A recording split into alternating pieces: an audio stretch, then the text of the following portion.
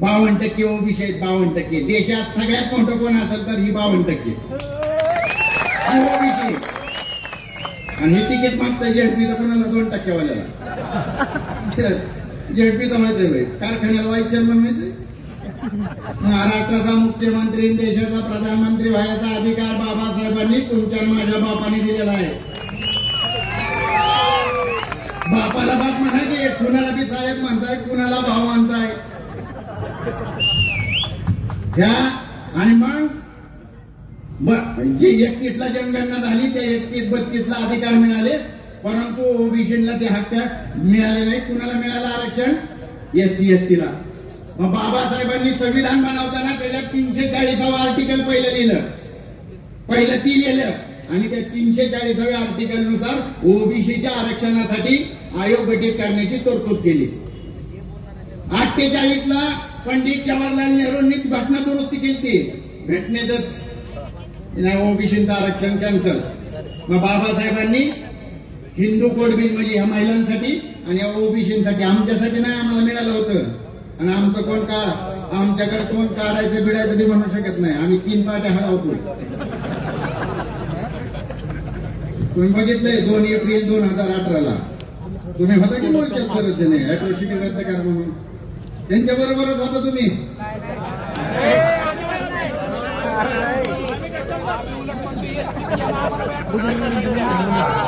आणि मग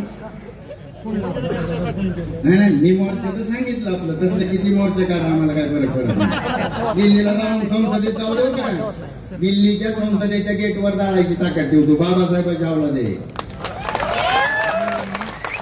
तुम्हाला तुमची ताकद कळा नाही, तुम्हाला तुमचा बाप कळा नाही. 48ला घटना दुरुस्ती झाली. आता सगळे म्हणतात मद्रासला 78% महाराष्ट्रात द्या. मद्रासचं कसं आलं? पेरायला बघा, बाबासाहेबांनी ओबीसीच्या आरक्षणासाठी राजीनामा दिला आणि बाबासाहेब आंबेडकर देशभरात ओबीसीची संमेलन घ्यायला लागली. बाबासाहेब, मी धनगर समाजावर माझा एवढा जीव आहे माहितीये का, बाबासाहेबांची जगात सगळ्यात पहिली मिरवणूक कोणी काढली असेल तर या बारामतीच्या धनगरांनी काढली. गोपनीय वाद्याचे देवकाते आमच्या. आता मी सर हा दाहीपुढे हरिपिराची दाहीपुढे गुरुजी जे आहेत ना, ते माझ्या घराच्या समोरच राहायचे. आपण जाणार आहे, तुम्हाला शिदोरी केली मी तिथे, आम्हीच चालणार आहे, तुम्ही खाणार पण नाही. ही मग काय झालं, बाबासाहेबांनी देशभरात ओबीसीची संमेलन घ्यायला सुरुवात केली. लखनौला बाबासाहेबांनी 46ला संमेलन घेतलं, 48ला घेतलं, मद्रासला घेतलं, कर्नाटकला घेतलं, पेराय रामेस्वामी नाईकर जे आहेत त्यांच्या बरोबर घेतलं. आणि मग 1951ला पहिली घटना दुरुस्ती झाली आणि तो तामिळनाडूतले जे ओबीसी आहेत त्यांना 9व्या सूचीत आणण्यात आलं.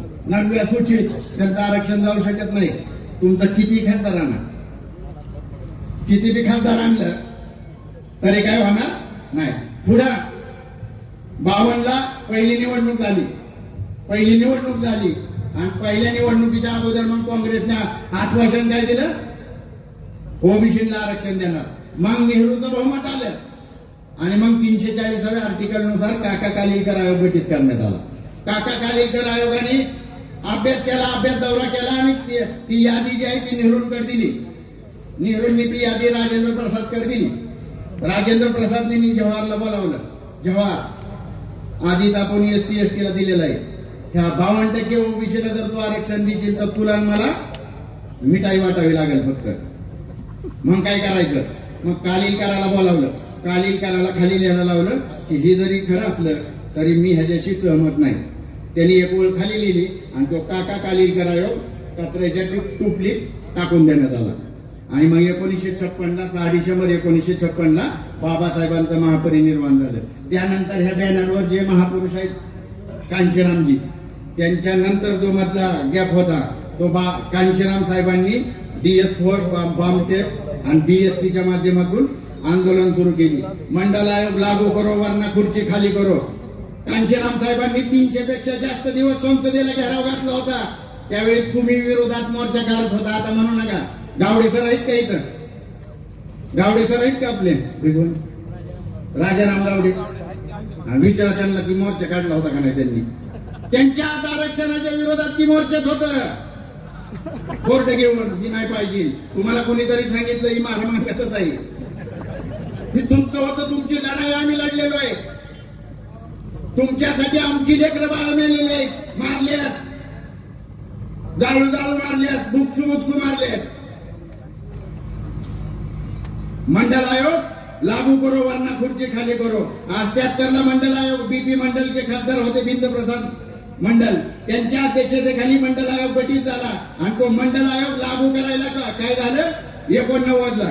तर आता जे बी ओबीसी बांधव आहेत ते बोलताना मंडल आयोग, मी मंडल यात्रा बी बघितली आमच्या. तुम्ही कुशाला का म्हणताय VP सिंग पवार साहेबांनी केलं, बोटाने आणि तुम्हाला 3 खासदार BSP तर निवडून आलता बहुजन समाज पार्टीचा, किती 3. आणि VP सिंगनी कांशीराम साहेबांना सांगितलं की 3ही तुम्हाला कॅबिनेट मंत्रीपद देतो, गृहमंत्रीपद देतो. ह्याच्यात या सत्य कांशीराम साहेब म्हणले नाही, माझ्या 3 अटी आहेत. पहिल्या डॉक्टर बाबासाहेब आंबेडकरांना भारतरत्न देता, दुसरी अट मंडल आयोग लागू करायचा, आणि तिसरी अट मंडल आयोगाच्या विरोधात लालकृष्ण अडवाणीनं जी रथयात्रा काढली ती रथयात्रा थांबवायची. आणि या 3ही मागण्या मान्य केल्या, मग पाठिंबा दिला. आणि ज्या दिवशी VP सिंग सरकारनं मंडल आयोग लागू केला त्या दिवशी भाजपाने BJP वाल्यांनी बाहेरून दिलेला सपोर्ट काढून घेतला.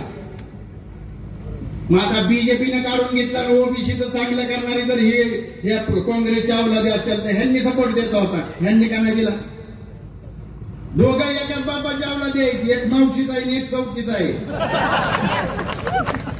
आणि तुमचा निळा झेंडा आहे, निळा पिवळा तुम्ही घरी जाऊन कलर मिक्स करा, डेंजर होतो. लाल कलर होतोय, लाल होतो.